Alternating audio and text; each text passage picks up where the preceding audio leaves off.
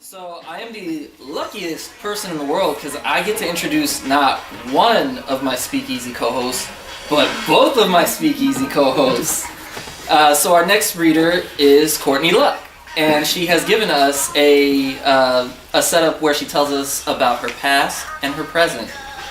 Past Courtney. Speaking is not easy for her. She attended speech therapy on a weekly basis for 9 torturous years starting in kindergarten.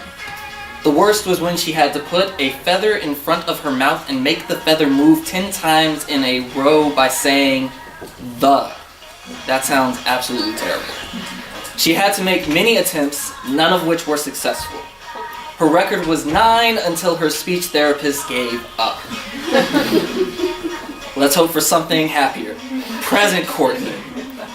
Her pug, W.S. Wrinkles, is the love of her life, even though all he does is sleep, eat, and burrow his face into people's crotches.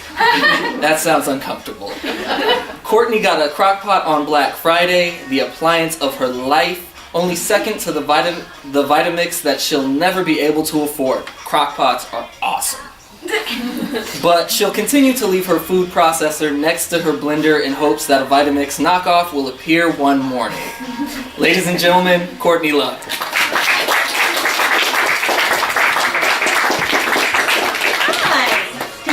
Coming. It's so nice. And we're in a nice setting, not paying attention to anything but books. Alright, so I wanted to read a piece that I wrote about a year and a half ago before I entered the program. But then it was really long and I didn't want Malcolm to be mad at me. So I shortened it and took out a lot of bits here and there so it sounds like there's a ghost. He's my friend, he's chilling out over there, just leave him alone. You don't have to worry about them, I'll do them later. Yeah. So, I took out a lot of pieces, so if it sounds really jumpy, that's why, but I tried to cut things out in a way that makes sense. So I'm going to start in the middle, but in the beginning, there's this character, she just sleeps with guys that she meets. And that's why her friends call her the succubus. And she leaves at night and she doesn't care about anyone but herself. Alright, so I'm going to start in the middle. All I wanted was coffee. No cream, no sugar, no fancy toppings or chai, whatever. But the barista thought he was so suave in his green apron and visor. Black coffee for Miss Ariel. A lovely name you have. I raised an eyebrow wondering if he'll ever pass high school, let alone get into college. It's Ariel. You spelled my name wrong. I'm not a mermaid. What a relief, because a girl like you should never lose her legs. What would the world do without them? The same shit they've been doing, getting on with their lives. People lose their legs every day. It was a compliment. He chuckled too much to the point of a high squeal. I rolled my eyes and grabbed the paper cup from the counter. No tip, Ariel? I turned my head quicker than I wanted, whipping auburn hair over bare shoulder. You give out cheap compliments for free, and you want a tip for that? Or is it for pressing a button to put some coffee into a cup?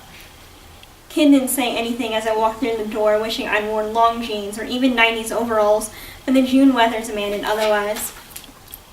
I felt hot liquid pour onto my chest and down my shirt instead of my throat. I dropped the cup and looked up to find a perfectly sculpted, horrified face. I'm so sorry, miss, I'm so sorry. Are you okay? He sputtered, kneeling down to pick up the cup. It was just a cup. Why would I need that now, I thought. A dark puddle began to form around my only pair of pink sandals, a reservoir for a 5'9" waterfall. Almost a mermaid. I'm okay. My clothes aren't, and I have no more coffee. I answered more deadpan than annoyed. I'm so sorry. Please, let me help you find some napkins or something. The man had to be in his mid to late 20s. His eyes were large with apprehension, and his toned biceps stiffened as he held his hands out toward me. Another victim. No, it's okay. I'm just gonna go home and change because I can no longer walk these streets without eyebrows arching like mountaintops. I'm really sorry, miss. At least let me walk you back. You live far?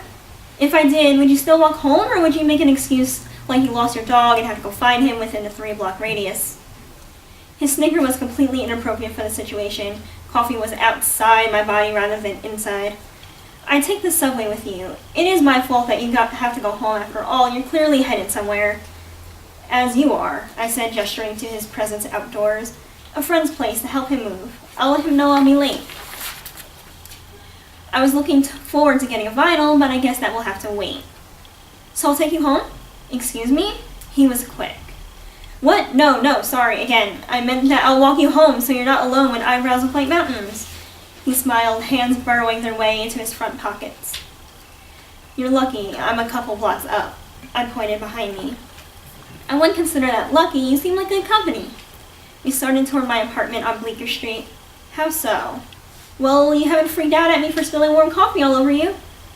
That wouldn't get these stains off, would it? No, but still appreciated. Can I pay for the dry cleaning? You mean take my clothes to a spa instead of myself? I don't think so. I rolled my eyes behind closed lids. Understandable. Dinner? What? He held out his hand. I'm sorry, my name's Trey. And what does that have to do with what you just said? Sorry, you didn't seem to want to take the offer, so I changed the subject. You apologize for everything, don't you? Sorry, I'll stop. He shuffled his sneakers along the sidewalk. Ariel. My name. It's a lovely name, Ariel. So I've heard. We approached my apartment complex, an off-white crumbling structure. It was old but quite sturdy, as deceiving as its appearance was. Trey kicked at the pavement by the bottom step. I still feel bad about ruining your clothes. As you should. This was a cute outfit. He grinned again, and I found myself mirroring him. Let me pay for the dry cleaning. I shook my head. Dinner then? Please. I mean, I know where you live. That's only sort of creepy, and now my eyebrows look like peaks. Yes, but true. Fine, I'm a human being. I can use food. 7:30, don't be late. He laughed again and nodded his head, backing away half a step at a time. 7:30. I unlocked the main door and trudged up 5 flights of stairs to my studio apartment. I couldn't stop smiling like a freak, even as my coffee-soaked shirt clung to my ribcage with every step.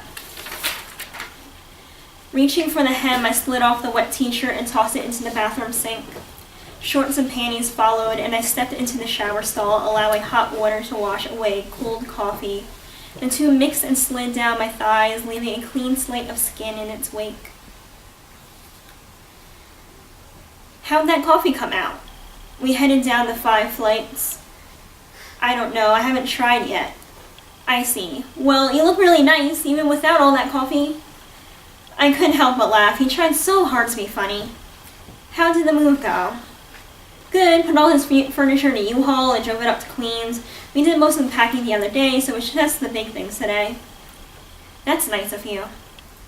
Yeah, that's just the kind of guy I am, you know? Nice and all. He winked as we headed down the block. Don't forget clumsy. But I'm charming, right?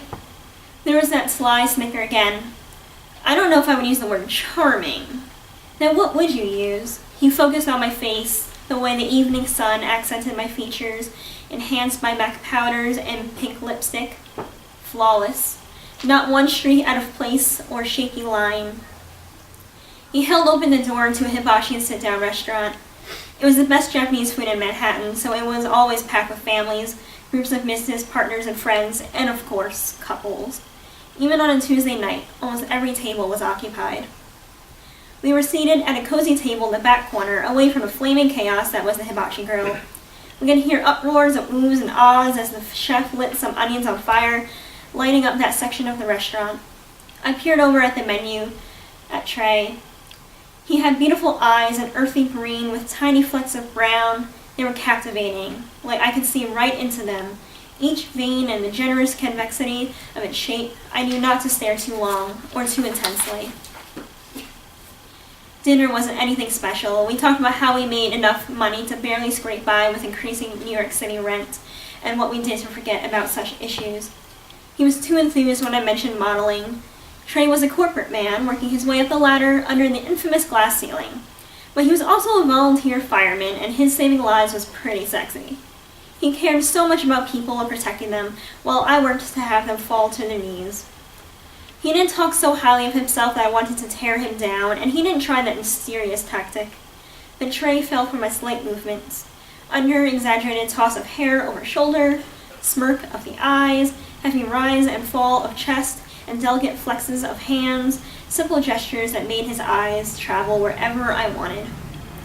Like a gentleman, he grabbed the check and tipped the waiter. I didn't put up a fight only because I don't like to lose. He held the door open as we left and headed in the opposite direction of my apartment. He couldn't simply enjoy the night. He had to brush away silence. So, how would you describe me? What do you mean? I knew what he meant. From before dinner, you said you'd tell me after. Perhaps I'll tell you later. Okay, well, I think you're unpredictable. How so? I thought you wouldn't agree to a date, nor did I think you would have this much of an attitude problem, but then again, that should have been obvious from the start. A date? No one said this was a date. I was pretty sure my face contorted into a sneer at that point. I just hate that word. Date. It seems pretty datish to me, he shrugged. I think you're being optimistic. Why's that? I don't date. He stopped at a brown facade building. It was so nonchalant, like he didn't think I'd realize this wasn't my place, when in reality I've done this many times. I could walk these streets blindfolded and find my way home in minutes. You don't date, huh? Then what do you do? Have fun, meet different people, experience different people. Like I intended, Trey took a step closer to me. What kind of experience are you looking to have? As he placed one hand on my waist and the other on my cheek, I touched my forehead to his. A memorable one. What can I do to make this so? Something different. Exciting.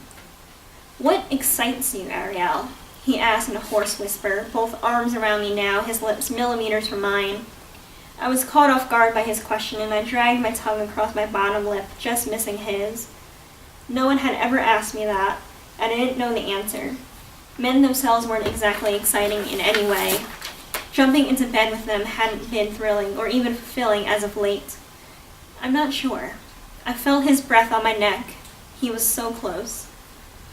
Let's find out, he said into my ear. He took my hand with a swift motion and ambled to the front door. As he slid the key in, Trey wrapped his arms around my waist and pressed his lips to the back of my neck.